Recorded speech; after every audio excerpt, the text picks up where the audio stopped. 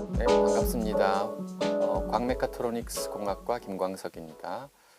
제가 이 수업을 기획한 이유는 요즘 4차 산업혁명의 인문, 과학, 기술, 예술 다 통합된 어떤 지식을 요구하는데 고등학교 교과과정은 그렇지 못하죠.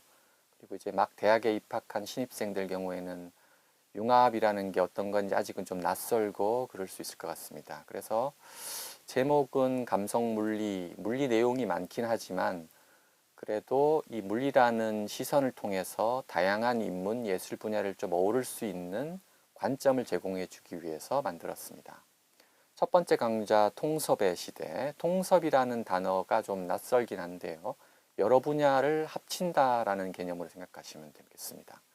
첫 번째 책 커버에 있는 이 글자가 되게 낯설게 보이죠. 이 이슬람권에 있는 글자 같기도 하고 그렇습니다. 이 그림은 물리학의 특히 양자 물리학의 슈레딩거 방정식을 약간 칼리그라피 형태로 제가 변형해서 그린 건데요. 수학에 대한 거부감이 있는 사람은 수식만 봐도 괜히 싫고 그렇죠. 근데 이거를 조금 멋있게 회화적으로 잘 다듬으면 이런 수식도 예술적 가치가 있을 것 같아서 제가 이렇게 만들어 봤습니다. 자, 시작해 보겠습니다. 먼저 이 강의를 한 동기에 대해서 제가 이제 소개시켜 드릴 건데요. 자, 요즘 4차 산업혁명 이런 얘기를 많이 합니다. 4차 산업혁명 이전에 그러면 1차, 2차, 3차는 뭔가를 한번 짚어보도록 하겠습니다. 자, 1차는 증기기관이 나오면서 대량 생산이 가능해졌죠. 인간이 노동을 했는데 점점 기계가 대체하기 시작했고, 그 다음에 2차 산업혁명에는 전기, 내연기관이 생기기 시작하면서 이제 전기의 힘을 기계에 쓰기 시작한 거고요. 3차 산업혁명은 이제 디지털화되고 컴퓨터 기술이 만들어지면서 이제 각자 컴퓨터를 가지고 뭔가 정보를 처리하는 시대가 왔었습니다. 각 단계마다 세상이 아주 크게 변했죠.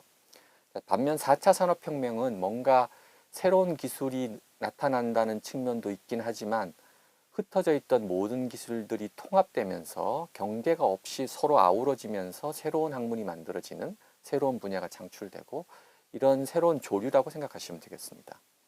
자, 그러면 이런 새로운 조류에서 가장 두드러진 경향 중에 하나가 이제 기계 혹은 AI라고 말하는 그 인공지능이 사람의 능력을 능가할 수도 있습니다. 이런 것들은 방송이나 뭐 언론 보도 이런 데서 많이 등장하고 사람들이 이제 뭐 약간 당혹스러운 모습들을 보게 되는데 이제 지금은 그냥 단순히 흥미거리겠지만 여러분들이 대학을 졸업하고 성인이 돼서 취업을 할 당시에는 아마 심각하게 오지 않을까 싶습니다. 요즘 여러 가지 산업 보고서 같은 데서 미래에 사라질 직업 소개하고 있는데요. 흥미로운 거는 보통 부모님들이 그러시죠. 이렇게 전문직에 종사하면 안정적일 것 같다. 대표적인 것들이 뭐 금융권이나 뭐 기술고시나 자기가 가지고 있는 어떤 특별한 자격증이나 전문 기술이 있으면 안정적일 것 같습니다. 근데 그런 분야들이 점점 AI가 할 수 있게 되고 그러면 이제 인간보다 어떻게 보면 더 잘할 수도 있죠. 모든 것들을 다 학습하게 되니까. 그러니까 단순하게 지식을 습득해서 그 전문성을 발휘하는 그런 방식의 직업은 위험할 수 있는 거죠. 다 AI가 대체하게 될 거니까요. 자기 여러 가지가 쭉 있는데 그럼에도 불구하고 대체되지 않을 직업들은 뭐가 있을까요?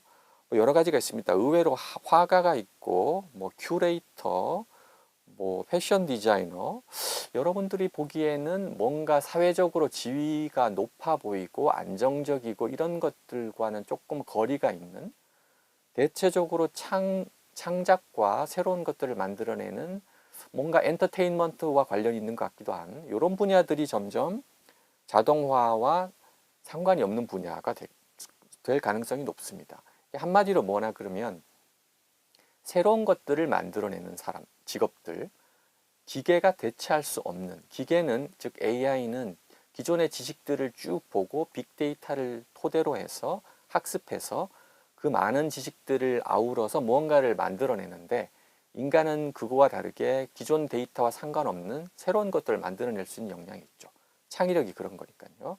그래서 그런 직종에 있는 사람들이 이제 살아남을 수 있고 단순히 어려운 지식이라 하더라도, 전문 지식이라 하더라도 AI는 그걸 금방 습득할 수 있으니까 또 따라잡힐 수 있겠죠.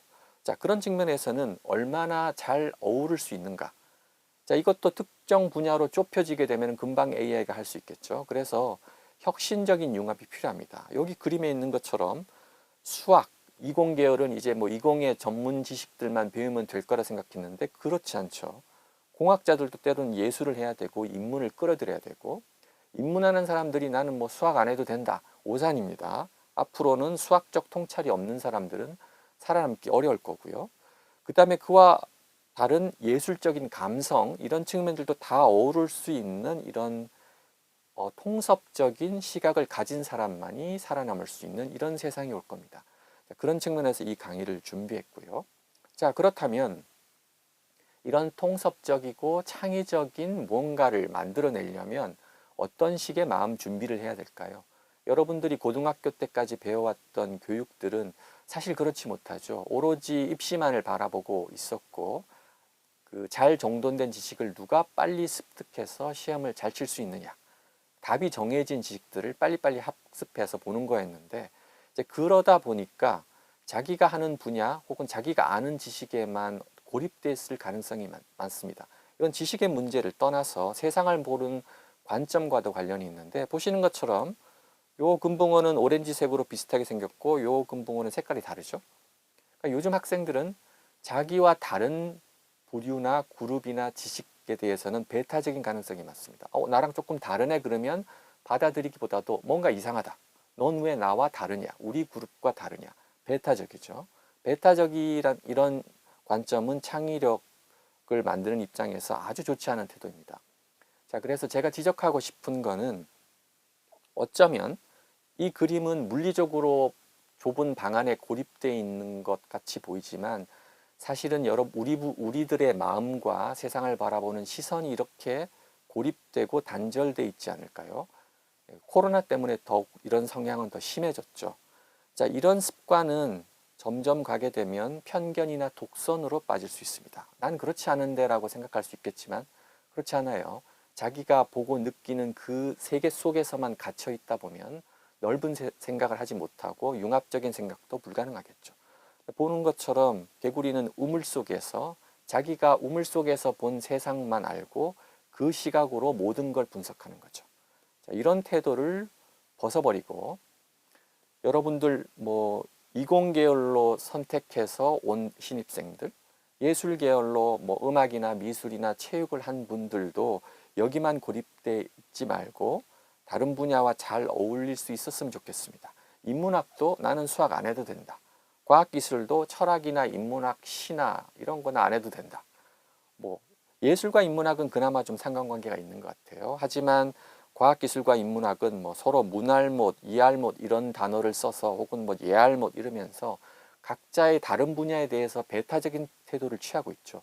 그러니까 못이라고 붙이는 이유는 난 그걸 몰라도 된다는 태도죠. 나는 내가 아는 요 분야만 알면 되고 나는 나와 다르니까 네 생각은 네 생각이고 내 생각은 내 생각이다 이러면서 서로 교류하고 받아들이고 배우려는 태도보다는 선을 긋고 단절시키려는 자세가 많은 것 같습니다. 그런 자세를 벗어버리고 조금 더 적극적으로 바뀌어야 되지 않을까 싶습니다. 자, 고립되어 있는 사례를 조금 들어볼게요. 조금 극단적인 사례이긴 한데 모든 이공계열이 그렇진 않습니다만은 이공계열 중에서는 문해력이 좀 떨어지는 경우가 있어요. 그러니까 글을 읽고 그 내용을 알긴 하지만 그게 전부는 아니죠. 그 글 속에 있는 숨은 의도와 문맥과 의도를 간파하는 능력, 이거는 많은 독서를 필요로 하는데 이공계열 공부를 자꾸 하다 보면 이런 맥락이 조금 떨어지는 경우가 있습니다. 자, 그 다음에 예술 쪽에서는 감이 중요하죠. 그죠? 피아노를 잘 치거나 뭐 그림을 잘 그리는 기술적인 측면도 중요하지만 사실은 감입니다. 그러니까 감은 말로 표현하기 되게 어려운데 가령 이공 계열이나 뭐 문과 쪽에서 예술이 요구하는 그 감을 못 잡으면 이 표면적인 것만 얘기하고 그 깊숙한 곳에 있는 거를 놓치는 경우가 많겠죠. 자, 반면 이제 문과 쪽에 있는 분들은 이과 쪽에 있는 그런 내용들, 특히 수학적인 내용들을 잘 이해하지 못하는 경우가 있겠죠. 여기 든 사례가 난독증과 여기 있는 이 영어 문장은 단어는 난독증입니다. 난독증. 이과생들이 문과를 이해하지 못하면 난독증에 빠질 수 있고 문과생들이 이과의 내용을 이해하지 못하면 비슷하게 난독증과 비슷하게 수식을 전혀 이해하지 못하는 난산증이라는 게 생길 수도 있습니다. 정도의 차이는 있겠지만 그 다음에 이 아까 언급한 예술적인 감이 없는 경우도 비슷한 사례겠죠. 자, 이런 그 다른 분야에 대한 이런 뭔가 그 절름발이 같은 이런 시선을 가지지 말고 뭔가 통섭적인 시각을 가져서 가급적이면 이 그림처럼 서로 어울릴 수 있는 그런 태도를 가졌으면 좋겠습니다. 자, 첫 번째 시간은 대략적인 개론에 대해서 설명 들었으니까 이제 우리 그 몸도 풀 겸 숙제를 하나 드리겠는데요. 자, 첫 번째 숙제는 분야를 넘나들었던 사람들에 대한 그 사람의 일생과 업적을 간단하게 요약하는 게 되겠습니다. 자, 여기 있는 사진의 사람들 제가 이름을 적지 않았는데요. 요즘은 구글의 이미지 검색 같은 것도 있기 때문에 찾아보고 이 사람들의 생애가 어떤 측면에서 융합적인가를 요약해서 확인해 보시기 바랍니다. 하나 예를 들어 드릴게요. 자, 이분은 예술가인데 최근에 많은 상도 받고 그랬는데 이분이 쓰시는 예술의 소재는 완전히 과학 장비입니다. 공대생들 못지않은 재료과학과 공학과 전자공학적인 지식을 가지고 그거를 예술 작품으로 승화시키는 분이시죠. 어떻게 보면 백남준 비디오 아티스트와 조금 비슷한 맥락이겠습니다. 또 다른 분들 여기에 있는 예를 들어서 요분 기타 치고 계신데요. 이분은 퀸의 기타리스트입니다. 이분 놀랍게도 물리학 박사입니다. 자, 이런 식으로 어떤 식의 측면에서 예술, 수학과학 기술, 인문 철학이 융합되어 있는지 한번 조사해 보시면 좋은 롤 모델이 될 것 같습니다.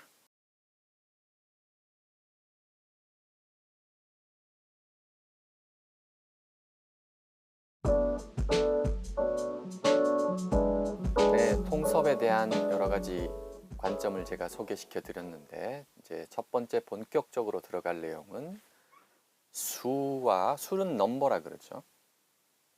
누메럴은 숫자입니다. 수와 숫자는 다르죠. 수는 개념적인 거고 숫자는 수를 표현하는 거예요. 여러분들은 숫자를 1, 2, 3, 4, 5, 6 이런 것만 알고 계신데 사실은 다른 방식으로 표현할 수도 있는 거죠. 자, 수와 숫자에 대한 얘기를 먼저 하는 이유는 문과 쪽에 계신 분들이나 예술 쪽에 계신 분들 중에서 수학을 무조건 싫어하고 숫자에 대한 거부감을 가지신 분들이 좀 많죠. 그걸 조금 친숙하게 바꾸기 위해서 이런 강좌를 준비했습니다. 자, 첫 번째, 재밌는 시를 제가 하나 적어봤습니다. 조금 유치해 보일 수도 있는데 이렇게 쓴 이유는 자, 빈방입니다. 눈을 떠보니 빈방이었다. 아무것도 없다는 얘기죠. 아무것도 없어요. 그러니까 0이라는 숫자가 떠올랐습니다. 근데 0이라는 숫자 아무것도 없지만 그 숫자 하나가 떠올랐으니까 하나의 존재가 있는 거죠. 1이 있습니다.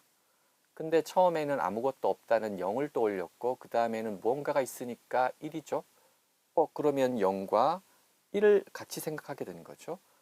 그러면 0과 1이 두 개 있으니까 2가 자연스럽게 생겨났습니다. 그렇다면 0과 1과 2가 있으니까 또 3이 나올 수 있겠죠. 이런 식으로 빈방을 보고 아무것도 없었는데 그래서 0이라고 생각했었는데 빈방은 0. 가만히 생각하고 있으면 0, 1, 2, 3, 4, 5 무한한 숫자가 만들어질 수 있는 거죠. 자, 이런 식으로 숫자의 개념이 자연스럽게 생각만 해도 나올 수 있습니다. 자, 약간 재미있는 사례를 보여드리려고 하는데요. 여러분들 혹시 유럽 여행 혹은 미국 여행을 할 수 있는데 유럽과 미국에서는 층을 헤아리는 방법이 조금 다릅니다. 한국식은 미국식이라고 보면 될 것 같은데요. 미국식은 잘 알고 있는 것처럼 처음 지층이 1층이고 그 다음부터 2, 3, 4로 올라가죠. 근데 유럽은 1층을 0층입니다. 0층에 해당되는 단어가 따로 있어요. 가령 프랑스 같은 경우에는 보다시피 회더소세라는 이런 특별한 이름을 가지고 있고 엘리베이터를 타셔도 1층이 없고 0층이 있어요. 0층이 지금 있는 곳이고 한국식 2층이 1층이죠. 왜 이렇게 차이가 있을까요? 출발을 하는 곳을 1을 아닌 0을 잡아야 한다는 개념이 있는 거죠. 숫자에서도 0이 상당히 중요합니다. 자, 숫자 여러분들이 익숙한 0, 1, 2, 3, 4, 5, 6, 7, 8, 9. 그 다음에 10을 쓰죠. 이거 너무 당연한 것 같은데 왜 9 다음에 10을 썼을까? 그리고 재밌는 건 9까지는 한 자리만 쓰는데 10은 뭔가 두 자리의 표현을 하죠. 뭔가 다른 식의 접근을 해보면 안 될까요? 예를 들어서 9까지 쓰고 제가 x라는 기호를 하나 더 추가하겠습니다. 그러니까 9 다음에 있는 수의 개념을 x로 표현해요. 그렇게 되면은 1, 0을 쓰고 쭉 가서 마지막은 뭘까요? 19 다음에는 20이 아니라 1x겠죠.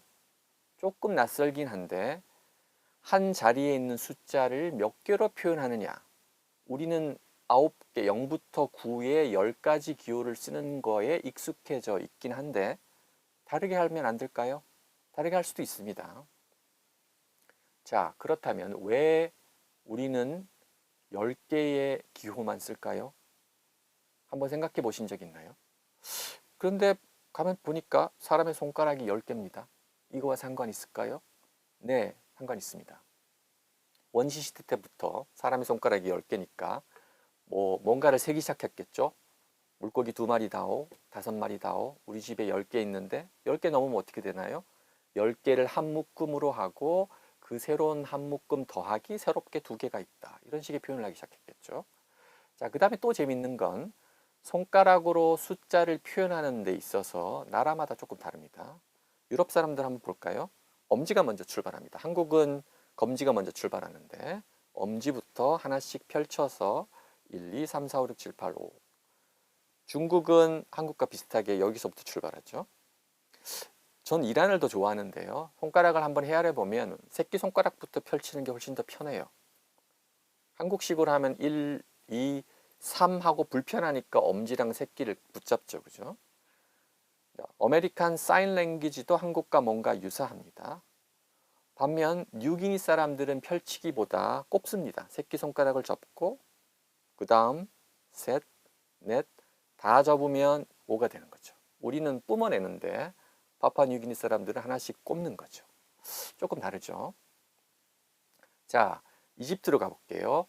고대 이집트의 상형 문자에서도 숫자를 표현하는 방법이 있는데 어떻게 보면 이게 자연스러웠을 수도 있어요. 일상에 이렇게 땅에서 굴러다니는 걸 뭔가를 집어서 자, 요게 하나다 라는 수의 개념을 이 뭔가 짝대기 같은 걸 표현하는 거죠.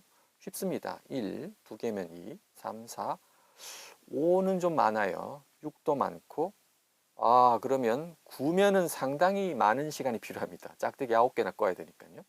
그래서 10은 뭔가 말굽 같은 구분 표현을 하고 100은 짝대기 100개를 끌 수 없잖아요. 그래서 또 다른 기호를 씁니다. 1000은 꽃잎, 연꽃 같은 걸 쓰고 그 다음에 만, 10만, 개구리를 쓰기도 하고 올챙이를 쓰기도 합니다.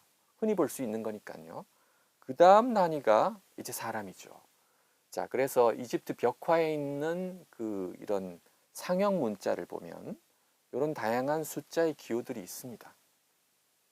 자, 여러분들은 1, 2, 3, 4, 5, 6, 7, 8, 9, 10 이 기호가 당연하다고 생각했는데 그건 사실은 인도 아라비안 방식일 뿐이에요. 다른 문화권에 있는 사람들은 다른 식의 누메랄 숫자를 썼던 거죠. 새로운 관점을 가져보십시오. 자, 다양한 표기법을 한번 볼까요? 아라비아 숫자 이외에 바빌로니아 사람들은 이를 이런 식의 꺽쇠 표시를 했습니다. 홈을 파는 거죠. 나무 위에다가 3, 4. 자, 문제는 5, 6 하면 이제 팔 게 많아지죠. 10은 그래서 옆으로 돌립니다. 50은 또 다른 방식으로 옆으로 돌려서 표시하고 1000은 좀 크죠. 그죠? 이집트는 아까 설명해 드렸고 로마는 흔히 볼 수 있어요. 1, 2, 3 요건 상식적으로 알면 좀 좋을 것 같아요. 4, 5 요 아이가 오른쪽으로 가면 6 10은 X 이건 좀 보기 어려운데 50은 L, 100은 C, 500은 D, 1000은 M입니다. 한자는 잘 아실 거고요. 저희들은 요런 데 주로 익숙한데 이런 것들 되게 흥미롭죠. 그죠? 뭔가 예술적으로 혹은 뭔가 새로운 표기법을 하고 싶으시면 바빌로니아, 이집트 숫자를 한번 써보세요. 자, 그럼에도 불구하고 뭔가 10을 단위로 자릿수가 바뀌고 있었습니다. 자, 그거는 사람의 손가락이 10개이기 때문이라고 말씀드렸는데, 원시 시대에는 아마도 신발 안 신고 다닐 가능성이 많죠. 따뜻한 지역에 사는 사람들은. 근데 발가락 수도 10개잖아요. 그러면 10개를 넘긴 다음에 11 표현을 어떻게 하면 좋을까요? 발가락을 쓸 수도 있지 않을까요? 그죠? 그러면 발가락, 손가락을 다 합치면 20개인데 20개의 묶음을 새로운 자릿수로 보는 관점도 가능하지 않을까요? 가능합니다. 자, 놀랍게도 마야 사람들은 지금 여러분들이 익숙한 10자리의 수가 아니라 10진법이라 그러죠. 20진법을 썼습니다. 숫자를 한번 볼게요. 기호를 뉴메랄 숫자를 보겠습니다. 0은 좀 복잡하게 생겼는데 좀 신기합니다. 1은 점 하나, 2는 2개, 3, 4, 5부터 짝대기를 긋고 위에 점이 올라갑니다. 신전의 모습과 조금 닮아 있죠. 벽돌 하나를 올리고 그 위에 뭔가 사과 하나를 올리는 7, 8, 9 쭉 가서 10은 5 2개를 만들고 11은 2개의 짝대기 벽돌 위에 하나가 올라갑니다. 이렇게 해서 19까지 만드는 거죠. 20이 필요할까요? 아닙니다. 0부터 우리가 10진수가 0부터 9까지의 수를 쓰고 그 다음 자리로 넘어가는 것처럼 20진법은 0부터 19까지의 표현을 쓰고 숫자를 쓰고 그 다음 자리로 넘어갑니다. 자, 조금 어렵죠? 한번 예를 들어 보겠습니다. 28을 20진법으로 표현하려면 어떻게 하면 될까? 일단 8 하나 있고 20을 하나의 묶음으로 보기 때문에 20이라는 묶음이 한 개가 있다. 자, 이걸 어떻게 표현할까요? 20이라는 묶음은 첫 번째 자릿수 다음 자릿수죠. 20이라는 높은 자릿수의 묶음이 한 개 있다. 점 하나 찍으면 됩니다. 위에 있으니까. 옆이 아니라 위에 있습니다. 마야인들은. 그 다음에 8개에 해당되는 8을 쓰면 됩니다. 자, 그러면 이게 28이에요. 조금 독특하죠? 독특한데 재밌습니다. 우리는 아라비아 방식의 숫자에 익숙하니까. 자, 조금 어렵긴 한데 433을 해보겠습니다. 자, 3은 저 뒤에 있는 3은 일단 400에 이거를 풀어보면 400의 1, 20의 1, 그리고 13입니다. 아, 뭔가 이제 문과나 예술 쪽에 있는 분들은 이제 좀 짜증나기 시작합니다. 근데 이게 재밌어요. 10진법이 아니기 때문에. 자, 근데 왜 400일까요? 20까지는 알겠는데 왜 400일까요? 자, 10진법을 다시 생각해 봅시다. 10진법은 1, 2, 3, 4, 그 다음 10이라는 단위를 10개 묶으면 100자리로 넘어가는 거죠. 그러므로 20진법은 20이라는 단위를 10개가 아니라 20개를 묶어서 다음 단위로 넘어가야 되는 거죠. 그러니까 다음 단위는 20개가 20개 있는 거죠. 그러니까 20의 2승, 이 자리는 20의 1승, 마지막 자리는 20의 0승, 즉 1이죠. 그죠? 자, 다음 예를 들어보겠습니다. 숙제, 앞에 했던 설명을 잘 참조하시고 여기 있는 기호를 써서 806을 마야 기호로 표현한 예입니다. 10145, 그다음에 다른 숫자들, 이 숙제를 한번 본인이 증명해 보시기 바랍니다. 크게 어렵진 않아요. 네, 그래서 하지만 10진법에 익숙해졌기 때문에 약간 불편할 수 있는데 익숙하지 않은 새로운 거를 하면서 유연해지고 창의성도 많이 올라가겠죠.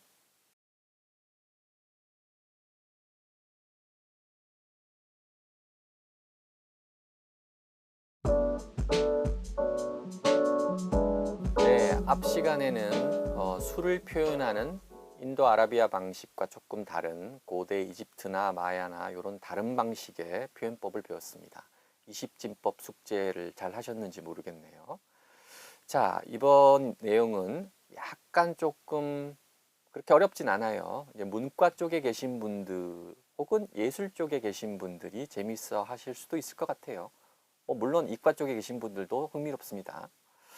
자, 수비주의라는 내용에 대해서 설명하겠습니다. 자, 영어로는 number mysticism 혹은 numerology라고 그럽니다. 여러분들 사주팔자 좋아하죠, 그죠? 태어난 생년월일 가지고 막 꼽아가지고 내 운명이 어떻게 될까 이런 생각을 하는데 이거는 동양 사람들만 하는 거 아닙니다. 그러니까 인류가 이 숫자에 어떤 의미를 부여해서 어떤 신비적인 생각을 하는 것들은 사실은 본능에 가까워요. 자, 그런 것들을 한번 역사적으로 살펴보겠습니다. 먼저 1을 한번 보겠습니다. 1. 자, 서양에서는 이 1에 대한 어떤 철학적인 종교적인 개념 중에 모나드가 있습니다. 이 모나드의 개념은 사실은 과학이나 다른 모든 분야에 깊숙이 숨어 있어요. 어떤 느낌이냐 하면 하나의 존재, 가령 신은 한 명이다. 유일신이다. 잡신 많은데 궁극에는 근본적인 무언가가 있을 거다. 제1존재, 모든 것을 아우르는 총체적인 한계가 있을 거다. 진리도 마찬가지죠. 다양한 형태로 나타나긴 하는데 근본적인 그 무언가가 있을 거다. 숫자의 의미로는 1이죠. 그다음에 동양 철학의 도덕경에서도 제가 저번 앞 PPT에서 보여드렸던 그 시와 비슷하게 도는 하나를 낳고 하나는 둘을 낳고 둘은 셋을 낳는다. 즉 1이 제일 중요한 거죠. 그 1을 기반으로 해서 그 1만큼 한 칸씩 커지니까 1이 사실상 제일 중요한 거예요. 자, 그 1의 의미를 아주 시적으로 정리한 것이 도덕경이었고 수학과 물리학, 공학에서는 사실은 수를 많이 쓰는데 수라는 추상적인 개념을 현실로 들고 오게 되면 단위가 붙죠.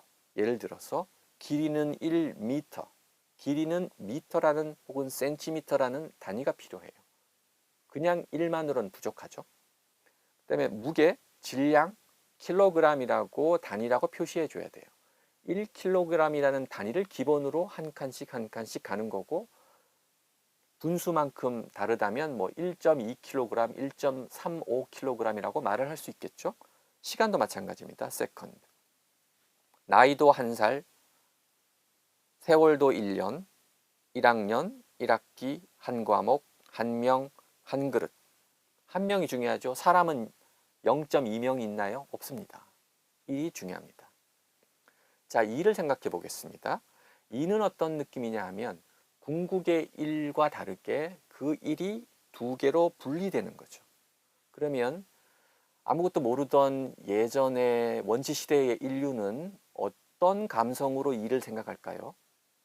어머니가 아이를 출산하는, 동물도 출산하죠. 잉태를 해서 아이를 낳는 순간이 1이 2가 되는 순간이죠. 자, 이런 것들을 영어로 mother archetype이라 그러는데 원형적인 어떤 감성, 이 1이 2가 되는 모성의 어머니의 잉태, 이런 느낌이 이 속에 숨어 있는 거죠. 이걸 영어로 나이아드라 그럽니다. 자, 나이아드의 또 다른 관점이 있습니다. 아까는 어머니가 아이를 잉태하는 이런 모습이었다면 이번에는 분열입니다. 어떻게 보면은 아이를 낳을 때 처음에는 좋았는데 애가 점점 크게 되면 이제 자기 자아가 생기니까 부모랑 자꾸 싸우죠. 그리고 나이가 들면 성인이 되면 독립합니다. 결국 분열하게 돼 있어요. 분리하고 독립합니다. 그 다음에 남녀를 보면 서로 속성이 다른 둘의 모습을 가지고 있습니다. 대립, 차이, 분열.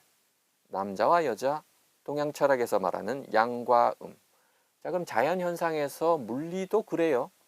예를 들어서 분자를 한번 볼까요? 원자, 수소 원자라는 하나가 따로 존재할 수도 있지만 둘이 합쳐져서 새로운 모습을 구축할 수도 있습니다. 이건 분열이 아니라 또 두 개가 합쳐지는 모양새죠. 세포도 하나가 둘로 분열되죠. 처음엔 하나였는데 세포가 둘이 되고 넷이 되고 분열되면서 점점 거대한 조직이 되는 거죠. 우주와 생명과 모든 것들이 근본인 원자도 그런 식이고 세포도 그런 식이고 세상이 다 이런 식이에요. 둘로 분열됩니다. 또 다른 관점의 2는 이건 조금 어려울 수 있는데요. 자, 태극기는 여러분들 익숙할 거고 양과 음의 근데 보면 태극기는 양과 음의 대립적인 것들이 뭉쳐져서 여전히 대립하고 있지만 뭔가 하나로 거동하는 이런 개념이죠. 태극기는 물리에서도 비슷한 개념이 있습니다. 여기 제가 재밌는 그림을 그렸는데요. 플러스 이마에 있는 거를 플러스 플러스라 그러고, 뭔가 뿜어 나오는 속성의 플러스와 뭐 단전에 있는 거를 마이너스라 그러면 플러스와 마이너스는 속성이 다르죠. 마이너스는 당기는, 플러스는 뿜어내는. 근데 플러스에서 마이너스로 들어가는 역선을 한번 그려보면 이렇게 생겼는데, 자연에 이렇게 플러스와 마이너스가 적정한 거리를 두고 유지하면서 하나의 덩어리를 만드는 그런 존재가 있습니다. 그거를 전기 쌍극자라고 그럽니다. 영어로는 electric dipole이라 그래요. di는 라틴어로 이라는 의미고, 폴은 극이죠, 그죠? 양극과 음극. 자석도 비슷하죠. 자석도 N극과 S라는 대립적인 속성의 두 개의 극폴이 있고, 다이폴이죠. 그러니까 N과 S가 이렇게 뿜어내는, 가운데 그림을 보시면 전기 쌍극자와 자기 쌍극자가 사실은 모양새로 보면 똑같죠. 근데 재밌는 건 자기 쌍극자는 N과 S가 따로 있지 않습니다. 플러스와 마이너스는 따로 있는데 N과 S가 따로 있지 않고, 가령 플러스를 가지고 있는 전하가 회전해도 N과 S의 효과를 냅니다. 자, 이거는 전자기하학에서 조금 더 자세하게 다루도록 하겠습니다. 3을 이제 보겠습니다. 3은 트리아드라고 그러고요. 자, 3은 어디서 등장하냐? 3의 개념은 둘이서 대립을 하고 싸우다 보니까 해결이 안 된다. 그러면 제3자가 필요하죠. 중재를 하는, 중재, 대안. 자, 신학, 기독교에서도 3의 개념이 있습니다. 삼위일체라 그러죠. 영어로 트리니티. 그러니까 뭔가 중재자가 들어가면 3이 되면 뭔가 조화와 균형을 이룬다. 자, 신학에서 뭐 하늘에 있는 신이 자기의 아들을 보내서 세상에 뭔가 메시지를 전해줬는데, 신학적으로 보면 그 하늘에 있는 아버지와 지상에 있는 아들이 다른 개체냐? 그렇게 보지 않습니다. 조금 애매한데요. 직관적으로 이해하기 조금 어려운데, 성부, 성자, 성령 혹은 성신이라고 하는데, 세 개가 뭔가 이렇게 조화를 이루면서 신이라는 전체적인 속성을 가지고 있다라고 신학에서는 얘기를 합니다. 비슷한 개념이 기독교에만 있지 않습니다. 이집트에도 보면 아버지에 해당되는 오시리스가 있고, 어머니에 해당되는 이시스가 있고, 아들에 해당되는 호러스가 있습니다. 이 세 개의 존재가 조화를 이루고 있죠. 그러면 이집트와 유럽에 있는 기독교만 있을까요? 아닙니다. 인도에도 또 비슷하게 있어요. 자, 인도는 더 재밌습니다.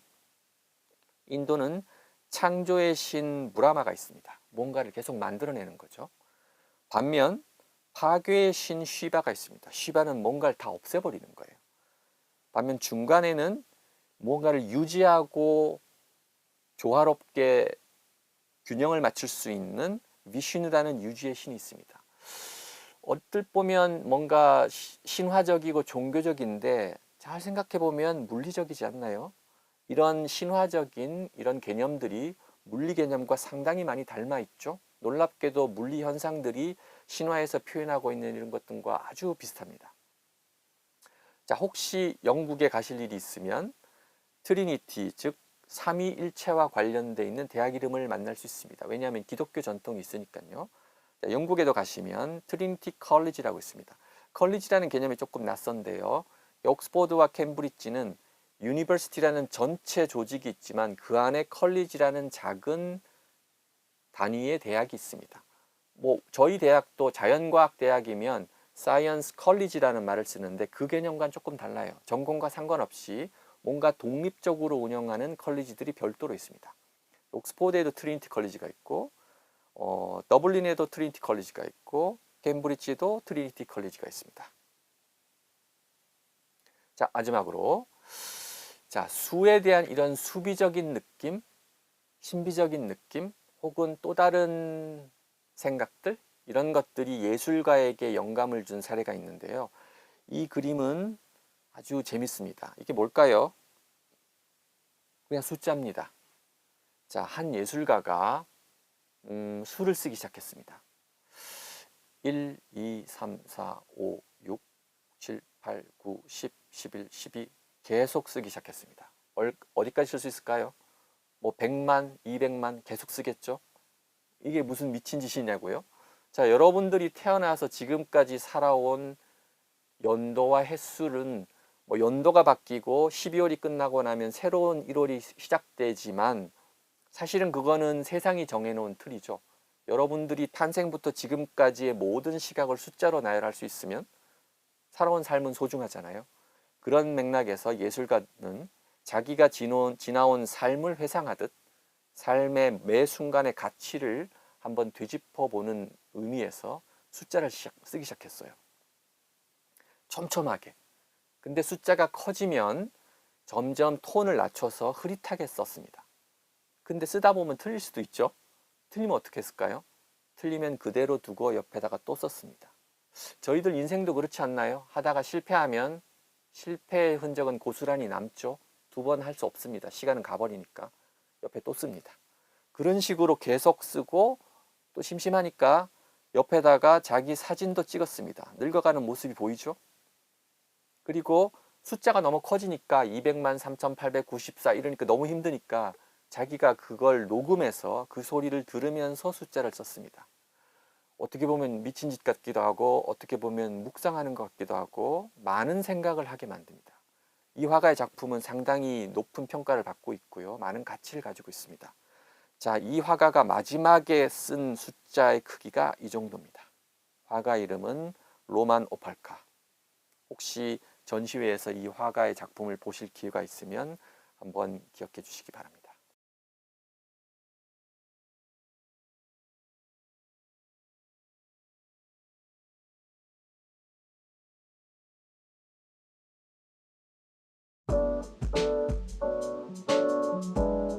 네, 앞의 내용에서 수의 수비적인 생각들, 수의 어떤 규칙성, 1과 2와 3, 그다음에 마지막 화가가 생각한 것들은 수가 계속해서 그냥 나아가기만 하는 거기에 어떤 철학적인 의미를 부여하고 이랬었죠. 근데 수가 어떤 신비적인 생각을 들게 만드는 가장 중요한 원인 중에 하나가 회귀성이 있습니다. 뭔가 주기가 있는 거죠, 수가. 수의 회귀성. 자연을 관찰해서 그거를 숫자로 바꾸다 보면 뭔가 규칙성이 있습니다. 자, 구구셈을 한번 해볼 건데요. 여러분들 구구셈 다 알고 있죠. 하지만 이거를 도형으로 한번 시각화해 보겠습니다. 3단 해보겠습니다. 0에서 출발해서 3, 1은 3이니까 3으로 갑니다. 3, 2, 6이니까 6으로 옵니다. 3, 3은 9. 자, 그 다음에 3, 4, 10인데 앞자리는 신경 쓰지 말고 마지막 자리 숫자만 보세요. 3, 4, 10이니까 2로 가야겠죠? 그 다음에 뭘까요? 3, 5, 15, 3, 6, 18. 네, 이런 식으로 계속 하다 보면 패턴이 만들어지는데 한번 볼까요? 이제 다른 단들 한번 볼게요. 1단은 쉽습니다. 0, 1, 2, 3. 한 바퀴 그냥 도는 거죠. 2단을 볼까요? 1은 2, 2는 4, 6, 8, 그 다음 10입니다. 10 하면 끝자리 수 0이 되니까 처음으로 돌아오는 거죠. 그 다음은 12. 자, 요 다각형을 그냥 삥삥 도는 거죠. 3단은 조금 헷갈리는데 아까 제가 처음 보여드렸던 3단입니다. 3 갔다가 쭉 돌다가 결국은 이 패턴 속에서 계속 돌게 됩니다. 4단도 마찬가지고요. 근데 보면 1단, 2단, 3단이 좀 제일 복잡한데 4단은 조금 더 단순한 형태가 되죠. 별이 됩니다. 자, 근데 재밌는 거는 9단을 해보시면 0부터 시작해서 9, 1은 9로 반대 방향으로 합니다. 9, 2, 18 이렇게 가죠. 예. 반대로 가니까 1단과 패턴은 똑같은데 시계 방향, 1단은 반시계 방향이죠. 8단을 해보시면 2단과 패턴은 똑같은데 시계 방향입니다. 0부터 8, 8, 1은 8, 8, 2, 16, 해서 마지막에 끝자리 0이 되고 역시 반복합니다. 즉 2단의 짝은 8단이고 1단의 짝은 9단이죠. 3단의 짝은 7단이고 해보시면 4단의 짝은 5단이고 5단은 0과 5만 계속 왔다 갔다 하는 거죠. 자, 이제 한번 멀찍이 한번 보세요. 되게 재밌죠? 근데 재밌는 건 짝에 해당되는 1단과 9단의 숫자를 합치면 1 더하기 9는 10, 2 더하기 8은 10, 3 더하기 7도 10, 4 더하기 6은 10, 5는 똑같으니까 10이죠. 묘한 대칭이 있습니다. 주기적인 회귀성이 있으면서. 자, 이런 회귀성을 옛날 사람들이 몰랐을 리 없어요. 구구셈을 하다 보니까. 그 다음에 하늘의 별, 이 당시에는 뭐 지구가 태양을 도는다는 사실도 몰랐고 오로지 밤하늘의 별을 열심히 관찰을 했는데 별도 보고 달도 보고. 자, 근데 한 달이 30일이고 1년이 365일이고 또 한 바퀴 도는 각도는 360도고 이런 숫자들이 어디서 나왔을까요? 그 기원은 바빌로니안 사람에서 출발합니다. 밤하늘 별을 보면서 이 사람들이 기록을 해보니까 달의 모양이 바뀌는데 대충 30일을 기준으로 주기성을 보이더라. 그런데 그 30일을 기준으로 바뀌는 주기가 12번 12개월인 거죠. 그러고 나면 또 새로운 패턴이 등장하더라. 30과 12를 경험적으로 안 거죠. 그래서 1년이 360인 거고요. 물론 미묘한 날짜의 오차는 있습니다. 여러분들 혹시 지구과학을 전공하셨다면 30, 12, 360이라는 게 이 당시 바빌로니안인들에게는 되게 신비로운 숫자죠. 자, 그러면 지금 우리가 하루를 24시간으로 보는데 왜 이 시간 단위를 이렇게 끊어놨을까요? 자, 이 12에서 왔죠. 하루도 12라는 관점에서 보면 처음에는 12를 썼습니다. 하루를. 그러니까 지금 생각하는 1시간보다 옛날 1시간은 훨씬 더 길었던 거죠. 근데 24시간이 여러모로 효율적이라는 걸 알게 됐고 그래서 하루는 24시간, 한 달은 30일, 그게 12개 모이면 360, 한 바퀴 돌아서 다시 처음으로 돌아오니까 1년은 365인데 이거는 이제 조금 더 정밀하게 따지면서 나오는 거고 한 바퀴 도는 각도는 360도. 자, 이런 숫자의 특별한 규칙성을 알게 됐고 그 당시 사람들이 이제 뭔가 종교적이고 신비적인 의미를 부여하려고 했는데요. 혹시 음악 전공하신 분들 계시면 이거에 익숙하실 건데 그렇지 않은 분들은 조금 어려울 수도 있는데요. 이게 뭐냐 하면은 피아노 건반을 치실 때 그냥 기준 도에서 쭉 치시다가 이렇게 기호가 붙으면 뭔가 반음 올리고 반음 내리고 하는 건데 개념적으로는 결국 도의 출발을 보통 알고 있는 그 기준 하얀 건반에서 출발하는 게 아니라 어정쩡한 파에서 출발하는데 파를 도라고 생각하고 도레미파솔라시도를 마음속으로 넘어가는 거죠. 예. 근데 그런 식으로 올리는 그 패턴이 12번 반복되면 처음으로 돌아옵니다. 물론 높은 곳으로 올라가는데 12번째가 되면 다시 도에서 출발할 수 있는 형태가 되죠. 다시 10입니다. 자, 근데 별자리에 해당되는 별자리 점도 보고 그렇게 하죠. 그것도 12개입니다. 12개의 별자리가 있고 이건 서양 것이고 동양에서는 12개의 동물이 있죠. 12간지라 그러죠. 자, 근데 최후의 만찬의 그림, 갑자기 최후의 만찬 그림을 보시면 제자가 12명입니다. 13명이죠. 사실은 예수 그리스도까지 합치면 13인데 예수 그리스도는 신성한 신의 속성을 가지고 있으니까 그분을 제외하고 나면 10입니다. 이 12가 후대에 있는 사람들이 어떤 의미를 부여하려고 했을까요? 아니면은 신이 어떤 의도가 있을까요? 신비롭습니다. 자, 다시 돌아와서 60을 한번 살펴볼게요. 바빌로니아 사람들은 처음 제가 보여드릴 때 쐐기 문자를 알려드렸는데 10진법, 마야인들의 20진법을 배웠는데 바빌로니아 사람들은 60진법을 썼어요. 그러니까 60개까지 첫 번째 자릿수를 유지하고 그 다음에 새로운 자리를 표현하는 거죠. 그러니까 1부터 쭉 써서 물론 이렇게 모양으로 보면 두 개가 있는데 이게 이제 한 덩어리예요. 같은 자리에 있는 한 덩어리. 표현하려면 물론 되게 힘듭니다. 표기법이 그렇게 효율적이지 않아서 60개를 쭉 쓰고 다음 자릿수로 넘어가는 거죠. 근데 흥미로운 건 바빌로네 사람들은 0을 쓰지 않았습니다. 0의 개념이 없었던 거죠. 생각은 하고 있었지만 0을 표기할 수 있는 기호는 없었어요. 그러니까 생각만 하고 표기하지 않는다는 차이는 아주 큽니다. 반면 7 얘기를 해볼게요. 7은 뭘까요? 7은 월화수목금토일의 요일이 7이죠.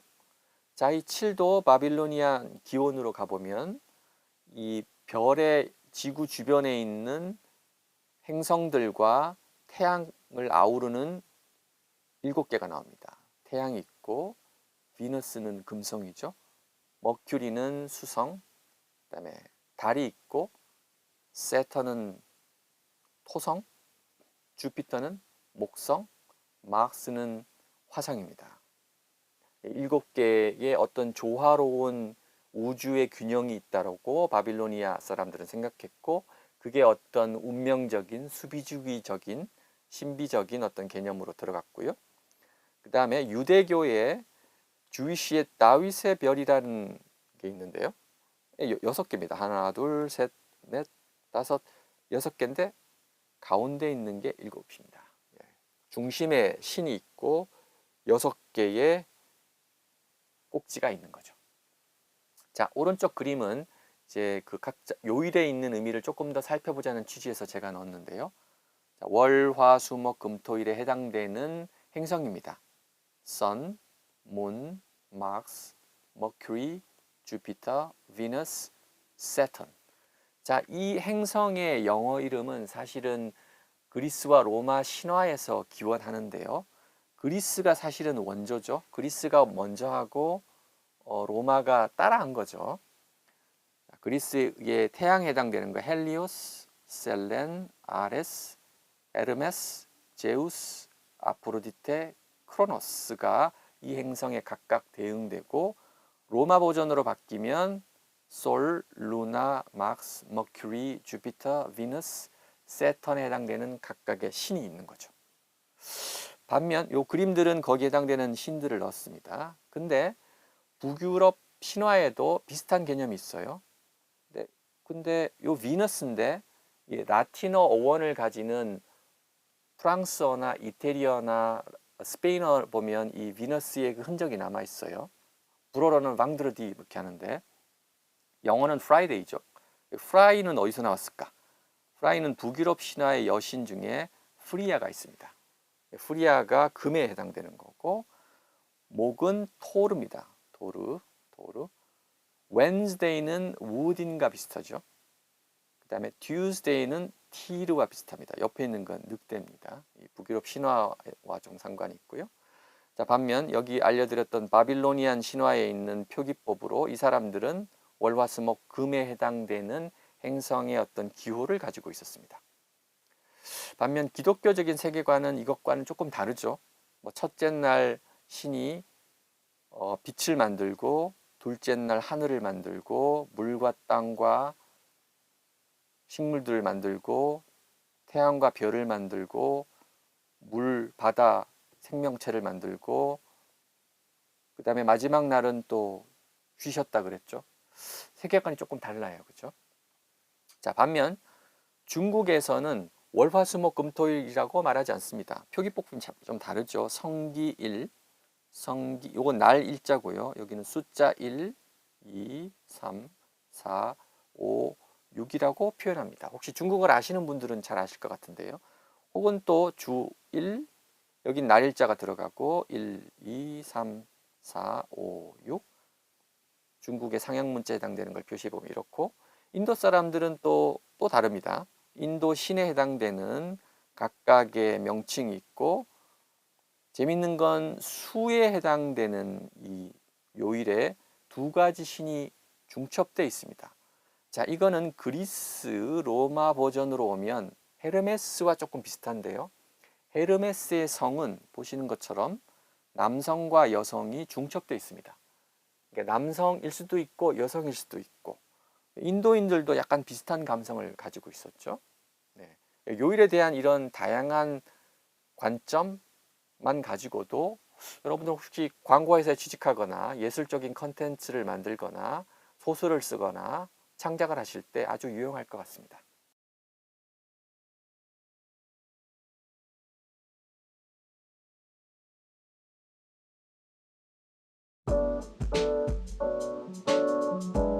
네, 수에 대한 수비주의적인 입장들, 다양한 시각들을 알아봤는데 이제 본격적으로 수학에서 다루는 내용들을 조금 보겠습니다. 실수와 복소수, 복소수 하니까 예체능 쪽에 계신 분들이나 아니면 문과 쪽에 계신 분들은 되게 이제 거부감이 들 수도 있는데 그래도 재밌게 제가 전달해 드리도록 노력했습니다. 자, 먼저 피타고라스부터 가겠습니다. 자, 유리수를 보통 우리 한자로 유, 리 할 때 리는 이성에 해당되는 리죠. 그죠? 그러니까 이성이 있는 수? 수에 이성이 왜 있죠? 자, 원래의 의미는 rational에서 나왔습니다. rational, ratio. 그러니까 즉 이거는 비율이라는 의미예요. 비율? 비율인데 이성을 영어로 또 rational이라고 그러죠. 그러니까 오독한 거예요. 네, 원래 의미는 비율입니다. 비율은 분수죠. 무엇 분의 무엇. 이 크기에 비교해서 몇 대 몇. 자, 이렇게 몇 대 몇으로 표현하는 수들은 다 유리수에 해당되는 거죠. A분의 B. 자, 피타고라스 학파는 이 비율에 대해서 아주 많은 의미를 부여했어요. 사실은 수학을 한 것 같지만은 수의 신비주의적인 개념을 넣어서 약간 사이비 교주 비슷한, 사이비 교단과 비슷한 철학과 종교의 경계를 왔다 갔다 하는 거 보면 사실은 수학을 하는데 의미는 종교와 종교적인 세계관을 가지고 있는. 자, 그래서 지금 그 음악에서 다루고 있는 음계도 사실은 피타고라스에서 나왔는데요. 소리를 만든 그 원리도 종을 치고 혹은 줄을 줄이고 늘리고 하는 그 비율에 따라서 높이가 커지고 작아진다는 것을 알았죠. 음은 여러 가지, 음이 높다라는 것은 물리적으로 주파수가 크다라는 건데 음은 아주 다양합니다. 연속적이고 다양한데 음악은 그 중에 특별한 음만, 특별한 주파수만 선별한 거죠. 그러니까 피타고라스는 그 선별 방법으로 현의 길이를 조절하거나 아니면 소리를 만들어내는 종의 크기를 조절해서 특별한 음을 만들어내는데 그 음의 비율이 어떤 종교적인 의미를 부여했던 거죠. 뭔가 규칙이 나오니까 앞에 보여드렸던 수의 회기성과 비슷하게요. 자, 피타고라스는 그것보다 그 증명이 더 유명하니까 여러분들 잘 아시죠? 피타고라스 정리는 수직 삼각형을 필요로 하고 이 두 빗변이 A와 B면 이 C에 해당되는 거는 제곱이면 A제곱 더하기 B제곱이다가 피타고라스 정리인데 증명할 방법은 많지만 기하적으로 증명하면 훨씬 더 재밌습니다. 자, 여기에 있는 색깔이 들어가 있는 삼각형은 다 직각삼각형이고요. 요게 A고 여기도 A입니다. 다 닮은 똑같이 생긴 직각삼각형을 그 사각형의 구석에 배치를 했어요. 그러면 이 빗변을 C라 그러면 정사각형이고 정사각형의 제곱이 면적이니까 C제곱인 거죠. 자, 그리고 이제 이 직각삼각형을 재배치해 봅시다. 초록을 파랑에 붙이고 얘를 일로 끌고 오고 옮기고 하면 두 개의 직각삼각형 조각들이 합쳐져서 직각삼각형이 되죠. 그죠? 직각사각형이 되죠. 그러면 직각사각형의 면적은 이게 A고 이게 B니까 A제곱 B제곱 요것도 a제곱 b제곱. 그죠? 그러면 이 면적은 AB고 요것도 AB인데 그러면 일단 이 AB가 있고 근데 이 빗변이 B고 여기도 B니까 다행히 이 하얀 면적은 B제곱이고 여기는 A제곱이죠. 자, 근데 여기서 일로 갈 때 그대로 껍데기의 사각형은 두고 안에 퍼즐만 이렇게 바꾼 거죠. 그러니까 하얀색 이 면적은 왼쪽 면적은 오른쪽 하얀색 면적과 같죠.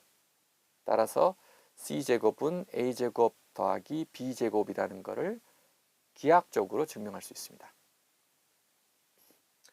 자, 피타고라스 학파는 기본적으로 레이시오 A분의 B의 비율에 집중했고 여기에 쓰는 A와 B는 1, 2, 3, 4 같은 우리가 자연수라고 얘기하는 자연수들을 쓰는 거죠. 자연수들로 구성된 비율.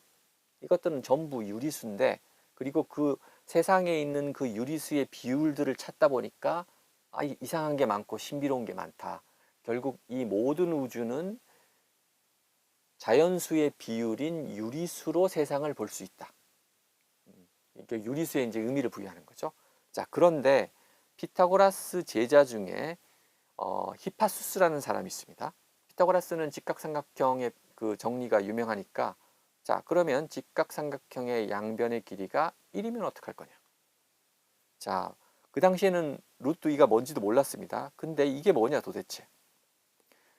여러 가지 방법으로 해봐도 결국 이 빗변이 피타고라스 학파에서 그렇게 주장하던 A분의 B 형태로 표현할 수 없다라는 것을 증명했어요. 즉 A와 B의 요소는 자연수니까. 이 숫자는 아무리 해도 A분의 B로 절대로 표현할 수 없다. 피타고라스 학파는 우주가 A분의 B의 유리수로 다 설명할 수 있다고 생각했는데 그 틀을 벗어난 사례죠. 그러면 종교적인 입장에서 보면 우주는 유리수의 비율같이 조화스럽고 그 조화로 우주의 균형을 유지하고 있는데 이거는 그 균형에서 벗어난 이단인 거죠. 이단이니까 악의 존재 같은 거죠. 나쁜 거예요. 그래서 이 사람의 이후의 행적은 묘연합니다. 자살했다는 얘기도 있고 바다에 던져서 죽였다는 얘기도 있습니다. 왜냐하면 이단이니까. 너무하죠. 예, 무리수 알아낸 거 하나 가지고 그만큼 충격적이었죠. 네, 여러분들 생각해보면 루트 2 처음 배웠을 때도 충격적이었습니다. 왜냐하면 숫자로 표기가 안 되잖아요. 무한히 써야 됩니다. 무한히 써야 된다는 게 참 난감하죠. 아무리 써도 끝이 안 나요. 그걸 처음 발견한 거죠. 자, 그러면 수를 한번 정리해 볼게요. 여러분들이 그냥 어렸을 때 처음 알게 되는 1, 2, 3, 4, 5 이런 걸 자연수라 그러고 근데 이제 0이라는 게 필요하죠. 0이라는 것들을 없다라는 것을 표현해야 됩니다. 0이 필요하고 그다음에 빚을 진다. 이런 거는 음수죠. 뭔가 손해봤다. 그러면 음수. 그러면 양의 자연수, 0, 음의 정수를 합쳐서 정수, 영어로 인티저라고 그러고 이런 자연수와 음의 정수로 비율을 쓰면 그건 다 유리수죠. rational. 예, 합리적인이 아니라 이성적인이 아니라 비율적인. 자, 근데 히파수스를 통해서 이렇게 비율로 표현할 수 없는 어떤 수가 있다라는 것을 알게 됐죠. 무리수라 그러죠. irrational, 비율적이지 않은 무리수를 쓰지 말라라는 농담을 많이 하긴 하는데 비율적인 수의 의미입니다. 그래서 유리수와 무리수를 합친 거를 실수라 그러는데요. 자, 수학자들은 이 직선 위에 점이 많은데 각 점에 수를 대응시킬 수 있을까? 정수는 쉽죠. 정수, 자연수 같은 경우에는 마이너스 1, 0, 1, 2, 3, 4 가능합니다. 3분의 2는 어떨까요? 3분의 2는 0과 1을 세 조각 내서 거기에 해당되는 지점을 표시하면 될 것 같습니다.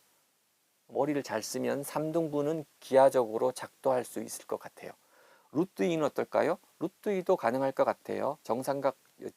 정사각형을 생각해서 빗변이 루트 2니까 이거를 이렇게 회전시키면 루트 2가 될 것 같아요. 자, 그러면 질문은 이 유리수와 무리수로 이 직선을 다 채울 수 있을까? 혹은 유리수와 무리수로 표현할 수 없는 또 다른 수가 있을까? 자, 이런 질문을 하고 그거를 증명하려고 하는 노력들이 수학자들에 의해서 이루어지고, 이런 개념을 실수의 완비성이라고 그럽니다. 자, 실수의 완비성은 직선 위의 모든 점에 실수를 다 대응시킬 수 있다. 결론은. 자, 추가적으로 무리수는 이공계열이 아닌 학생들은 조금 낯설 수 있는데요. 2라는 숫자가 있습니다. 이게 끝나지 않는 좀 특별한 수이고요. 파이는 잘 아시죠? 그죠? 이것도 역시 끝나지 않은 수. 자, 재밌는 거는 이제 파이라는 그 숫자의 패턴을 가지고 음악화해서 음계로 이렇게 바꿔보면 되게 조화로운 소리가 들려요. 뭔가 파이는 무작위 숫자 같아요. 규칙성이 없습니다. 무리수기 때문에. 무리수는 규칙성이 없이 뭔가 계속 끊임없이 숫자를 만들어내는데, 정말 랜덤하다면 우리가 그걸 느낄 때 짜증나야 되는데, 그 무리수에 있는 숫자를 음악화 해보면 아주 자연스럽고 뭔가 기분이 좋아요. 뭔가 규칙이 있는 걸까요? 자, 이 유튜브를 찾아보시면 아주 괜찮은 파이의 음악을 들을 수 있습니다. 좀 지겨워하실 것 같아서 이거는 어쩌면은 아실 수도 있는데요. 경상도 사람들은 2와 2를 구분할 수 있다 그러죠. 2는 그 훈민정음 당시에 그 2를 강하게 발음하는 고의 그 흔적이죠. 경상도 방언에서는 그 흔적이 남아있기 때문에 이거를 발음할 수 있는 거죠. 그래서 2의 2승과 2의 2승과 2의 2승을 발음할 수 있죠. 경상도 사람들은. 자, 이런 얘기를 제가 드린 이유는 이제 문과나 예술 계통에 계신 분들은 그냥 수하면 무조건 싫어하시는데, 뭐 이런 수의 분류에 대해서 모르셔도 상관없어요. 근데 이 얘기를 하는 이유는 처음 제가 보여드렸던 우물안 개구리처럼 수의 개념도 조금 비슷합니다. 아기 때 1, 2, 3, 4 같은 수를 헤아리면서 자연수를 처음 알게 되고, 그 다음에 헤아리다 보면 얻는 것 말고 잃는 거를 알게 되고, 얻고 잃고가 균형을 맞으면 다시 원점인 0으로 돌아오죠. 그러면 0과 양과 음을 합치면 정수의 세계를 알게 됩니다. 빼기가 사실은 어렵죠, 애들에게는. 그 다음에 그 정수를 가지고 비율을 따지다 보면 유리수의 세계로 들어갑니다. 피타고라스 학파처럼 유리수의 세계가 전부라고 생각했는데, 의외로 제곱해서 2가 되는 x는 유리수의 범주 속에 없는 거죠. 이 세상을 벗어나야지 그 해답을 찾을 수 있게 되는 거죠. 새로운 세상을 알게 되는 거죠. 마치 우물안 개구리가 바깥 세상에 나가서 새로운 세상을 알게 되는 것처럼. 자, 이 모든 거를 합쳐서 실수라 그러는데, 그럼 실수가 전부일까요? 이 세상의 직선상의 모든 실수를 대응시킬 수 있다면 세상과 실제적인 세상과 실수는 대응될 것 같습니다. 하지만 수는 거기서 멈추지 않고 벗어납니다. 예를 들어서 제곱해서 마이너스 1이 되는 숫자는 없을까? 실수에서는 없죠. 하지만 있다고 생각해 보자. 상상 속에서. 상상의 이미지널이라는 i의 약자를 써서 제곱하면 마이너스 1이 되는 i가 있다고 하자. 자, 이거는 상상 속에서만 존재하고 추상적이고 실제 세상과 대응시킬 수 없습니다. 하지만 진짜 없는 걸까요? 자, 이런 생각을 하면서부터 실수의 세상, 실제적인 세상에서 벗어난 새로운 세상으로 진입하게 됩니다. 자, 이 상상의 수와 실수는 완전히 속성이 다르니까 그 느낌이 오지 않을 것 같아서 제가 이런 재밌는 그림을 그렸는데요. 이렇게 그려놓은 이게 실수를 리얼 넘버의 r이라고 쓰겠습니다. 그리고 원점은 0이라고 쓰고, 오른쪽에 있는 양의 영역이 실수의 양인 거죠. 여긴 유리수도 있고 정수도 있고, 음의 영역은 마이너스. 어떻게 보면 우리가 사는 실제 세상은 이 무한히 긴 마이너스 무한대에서 플러스 무한대까지 가는 이 직선상에 있는 거죠. 시간의 개념으로 보면 현재는 여기 있는 거고 나의 미래의 어떤 순간은 이 위에 직선상의 한 점으로 표현되겠죠. 음에 해당되는 거는 과거겠죠. 나는 과거의 어느 시점에 태어났지만 그 전 과거도 있는 거고요.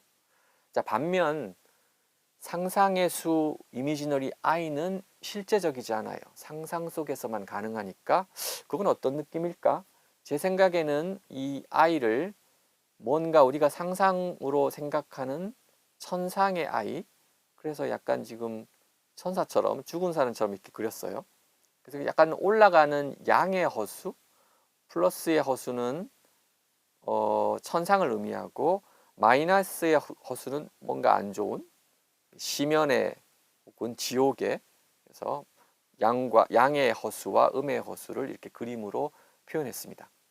우리는 이제 여기 사는데 그러면 이제 의미를 한번 부여해 볼게요. I는 현재 이 순간에 나는 천상을 생각하는 거죠. 머릿속에서. 천상은 이 세상에 실제할까요? 보진 못했습니다. 실제하지 않는 것 같아요. 내 머리의 상상 속에서만 존재합니다. 우울한 날에는 지금 이 순간이 지옥 같습니다. 그러면 음의 허수겠죠. 자, 그러면 나의 미래를 생각해 볼 수도 있는데 실제적인 미래, 실제와 상상이 공존하는 순간을 생각해 볼 수도 있습니다. 자, 편의상 제가 루트 2를 왜 붙였는지는 이공계열 학생들은 금방 눈치를 채겠지만 문과 쪽이나 예술 쪽에 계신 분들은 모를 수도 있겠지만 별로 신경 쓰지 마세요. 나중에 알게 됩니다. 실수축에 있는 어떤 미래의 한순간, 루트 2분의 1이라는 미래의 한순간, 그 다음에 그 순간 뭔가 천상의 것을 상상하는 거죠. 그 천상의 값이 루트 2분의 1 I, 여기에 있는 거죠. 이 좌표는. 그럼 얘는 뭘까요? 얘는 과거의 한순간 천상을 꿈꾸는 거죠. 이거는 과거의 한순간 되게 우울했던 거죠. 과거의 한순간 우울했어요. 이건 미래지만 암울해요. 암울한 지옥 같은 그 순간을 상상하는 겁니다. 자, 이런 이미지들이 있는데 조금 지워오겠습니다. 복잡해서. 그런데 수학자들이 이런 것들을 놓고 보니까 이 새로운 수체계 속에서 주기성이 있다는 걸 알게 됐습니다. 수직축에 있는 이 상상의 수는 허수라 그러고요. 이거는 실수죠, 그죠? 실수와 허수를 합쳐서 새롭게 구성한 거를 복소수라 그럽니다. 영어로는 complex number라 그러고 복잡한 거죠, 그죠? 복잡합니다. 자, 어떤 주기성이 있냐 그러면 일단 보겠습니다. i를 제곱하면 마이너스 1, 마이너스 1이 되는 숫자를 우리가 가정했는데 왜 마이너스 1이 됐을까요? 그렇게 하기로 가정한 거 아닌가요? 라고 생각할 수도 있는데 또 의미를 부여해 봅시다. 자, 처음 i가 있었는데 i 제곱은 i가 두 번 있는 거죠. 얘가 왜 두 번 있으면 마이너스 1인 1로 갈까? 넘어간 겁니다. 마이너스 i를 해볼게요. 얘도 마이너스 1인데 얘를 왜 두 번 하면 마이너스 1로 갈까? 자, 이번에는 이걸 해보겠습니다. 루트 2분의 1 더하기 i를 제곱해 볼게요. 루트 2분의 1 더하기 i. 자, 항이 많기 때문에 색깔을 조금 바꿔보겠습니다. 이거와 i끼리, 그 다음에 i와 1과 i, i와 1도 해야겠죠.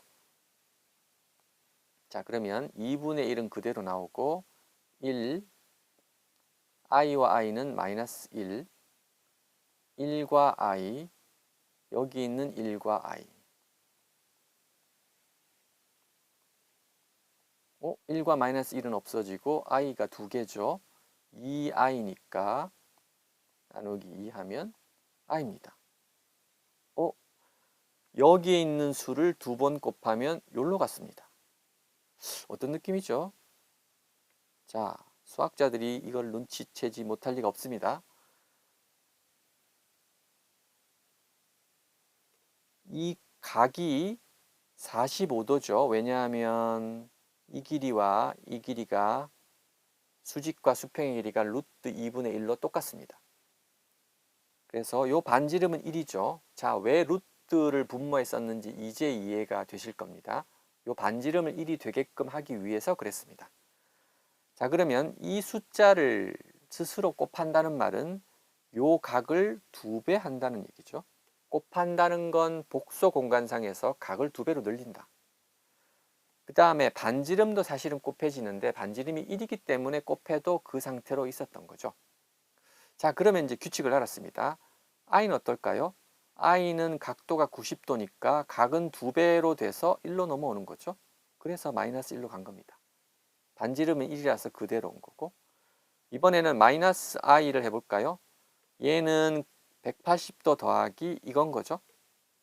복잡하니까 거꾸로 하셔도 됩니다. 요 마이너스가 이렇게 한번 돌린 거를 2번 하니까 한 번 90도 하고 180도 더 더해져서 일로 오겠죠. 숙제로 이 초록색도 한번 해보세요. 요 각을 2번 하면 어떻게 될까요? 이 각의 2번에 해당되는 각으로 돌아가겠죠. 네, 복소수도 회귀성이 나타나고 있습니다. 자, 아까는 반지름이 1인 거를 제가 의도적으로 해서 반지름을 그대로 유지하면서 회전하는 걸 보여드리기 위해서 그 사례를 든 거고, 만약에 복소수가 반지름이 1이 아니라면, 예를 들어서 1과 i로 구성되어 있다면 이 복소수는 1 더하기 i인 거고, 이거를 제곱하면 각은 2배에 해당되는 이 허수축으로 가긴 가겠지만 이 크기 반지름을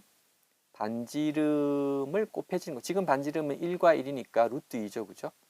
루트 2를 2번 곱한, 즉 2가 되겠죠. 그죠? 2의 크기에 해당되는 것으로 넘어갑니다. 즉 반지름이 1보다 크면 돌긴 도는데, 만약 여기서 출발한 요 각에서 출발한다면 요 각의 2배로 커지고 3배로 커지고 제곱, 세제곱 할 때마다 각은 2, 3배로 커지는데 반지름을 계속 곱해지니까 커지죠. 그죠?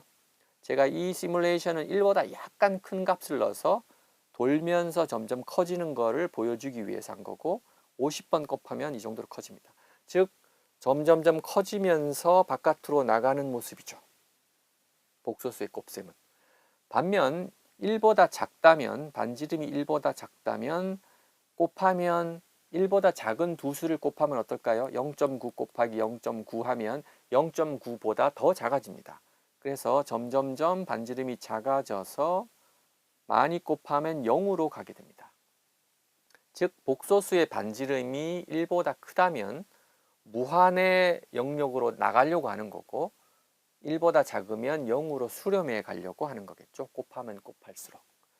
하지만 각은 반복적으로 곱해지면서 어떤 획기적인 속성을 드러나고 있습니다. 재밌지 않나요?